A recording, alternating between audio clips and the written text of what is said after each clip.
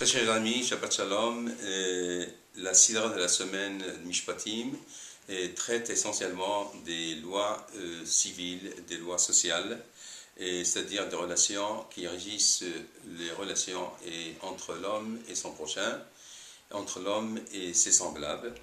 Et si on fait le compte des 613 commandements, 613 mitzvot dans la Torah, et il faut remarquer, et on serait étonné vraiment de voir que la majorité de ces commandements, de ces mitzvot, c'est des mitzvot qui sont des lois sociales entre l'homme et son prochain.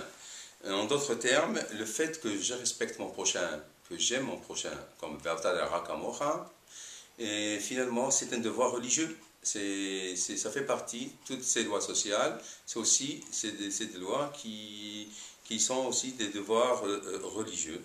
D'ailleurs, Rabbi Akiva, le fameux Rabbi Akiva a dit dans le Talmud, Ve'ahavta l'ra'acha kamocha, tu aimeras ton prochain comme il faut aimer son prochain comme soi-même. C'est un grand principe de la Torah, et de là découlent d'ailleurs toutes les mitzvot.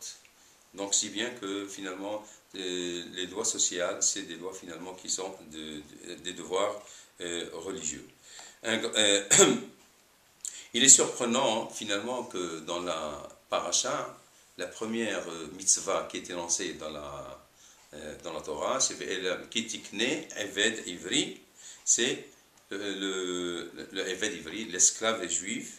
Et a priori, alors que le peuple juif vient de sortir de son esclavage dur et qui a duré beaucoup et qui était un esclavage très très cruel, et il est impensable, finalement il est vraiment étonnant que la Torah puisse commencer par cette mitzvah de l'esclave juif, c'est-à-dire de quelqu'un qui réduit son prochain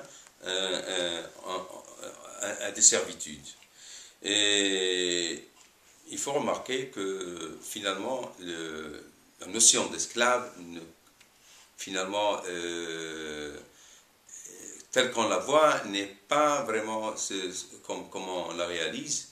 C'est-à-dire lorsque l'esclave juif, il est seulement porté en tant qu'esclave que lorsque dans un cas de vol ou dans un cas d'un prêt qu'il ne peut pas rendre, et puis d'abord pour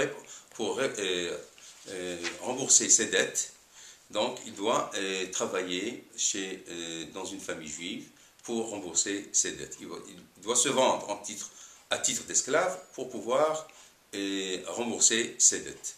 Le Rav Shimshon Raphaël Hirsch relève un point remarquable, c'est-à-dire dans ce domaine, dans cette mitzvah de Eved Ivri, c'est-à-dire ce malfaiteur-là, ce voleur-là, qui finalement il a volé, n'ira pas à la prison.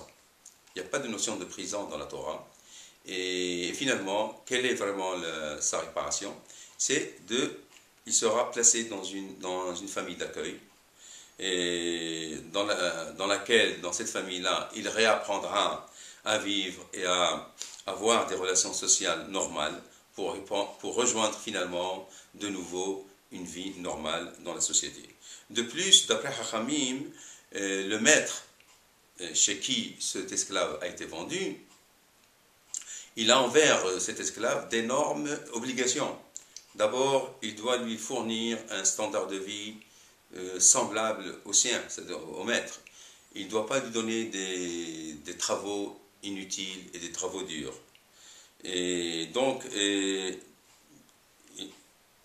on en conclut de cela que finalement, l'enseignement qu'on peut conclure de cette mitzvah-là, qui va répondre sur toutes les mitzvot, c'est que de cette mitzvah-là, on apprend que éducation et réinsertion, c'est le projet finalement de cette première mitzvah que présente la Torah.